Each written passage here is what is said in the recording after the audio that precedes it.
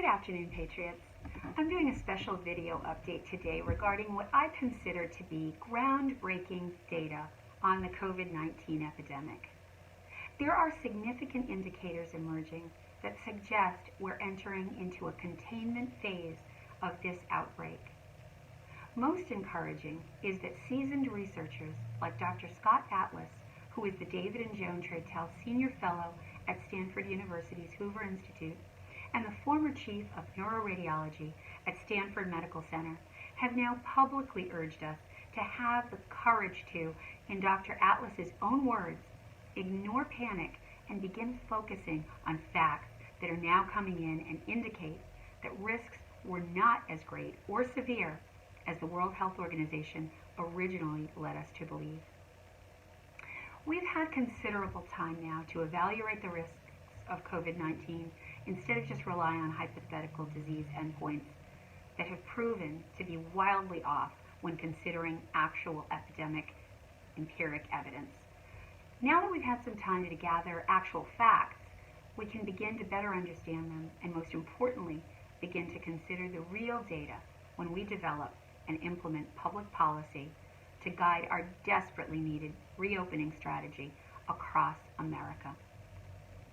As a biochemist who spent years behind a microscope, as an entrepreneur, and as a candidate for United States Senate, it is of the utmost importance to me for us to get this right. So what are some of those critically important facts that are emerging? Well, first, the Stanford data indicates that the overwhelming majority of our population does not have any significant risk of dying from COVID-19. That's a point worth underscoring. The data now shows more than 92% of hospitalizations are in patients with underlying health comorbidities. A recent antibody study at the same university currently estimates an over 99% recovery rate. And no one wants anyone to be sick, and one death is clearly too many. But it's time to include in our public health considerations the additional Americans who are dying from our nationwide shutdown. These are patients who can't get much needed life-saving outpatient surgeries, or patients who are forced to forgo chemotherapy, are just a few of the examples that are not currently included in COVID-19 mortality projections, but should be. This new breaking outcomes data proves that COVID-19 deaths and hospitalizations are drastically lower than what the World Health Organization had originally estimated as up to 30 times higher. The WHO data is what prompted the isolation policies that most of America is currently living under, and what has dictated our economic shutdown. However, according to Dr. Atlas's own findings, it turns out that the public health risk was drastically lower than was originally assumed. Another important point, one with which I can concur as a biochemist, is that full population immunity can actually be prevented by isolation policies, which can then in turn actually prolong the problem. We have data from decades of sound medical science that infection allows people to generate an immune response, which then produces antibodies so that the infection becomes controlled by something known as herd immunity. We now know statistically that medical care is not even necessary for the wide majority of people who become infected with this coronavirus. For most, the disease is so mild that more than half of those infected are asymptomatic, which was confirmed by those infected on the Diamond Princess cruise ship, as well as confirmed in incidence data from Iceland and Italy.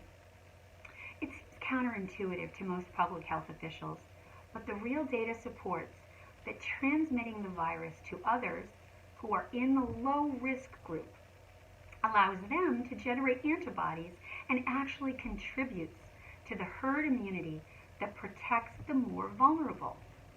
This chain reaction serves to block the network of pathways toward the most vulnerable people, ultimately ending the cycle of the outbreak. Ironically, this data suggests that extending whole population isolation actually serves to prevent widespread immunity from developing. As this data becomes more widely understood, it will be important for America to turn to sensible policymakers who have the courage, the understanding, and the common sense to look past panic and rely on facts. We need to call on leaders now more than ever to fully examine this real-world data to see what has actually happened, rather than keep emphasizing hypothetical projections. We need to combine evidence with fundamental principles of biology and epidemiology to begin the healing and restoration of our nation's economy. I'm ready to incorporate these common sense findings in my ongoing recommendations to get our economic lifeblood moving again. As your U.S. Senate candidate from New Jersey, I'm dedicated to developing policies that will push back on the assault to our constitutional rights that we've seen, and I'm dedicated to the federal task of being a voice of sound public policy for all America. As we work to make our economy thrive again, please stay close on this journey. I look forward to sharing more important updates as they become available. And as always, please let me know what questions you might have. I'm glad to answer them in coming updates. Until next time, be safe, be blessed. God bless you. God bless our President. God bless New Jersey. And God bless the USA.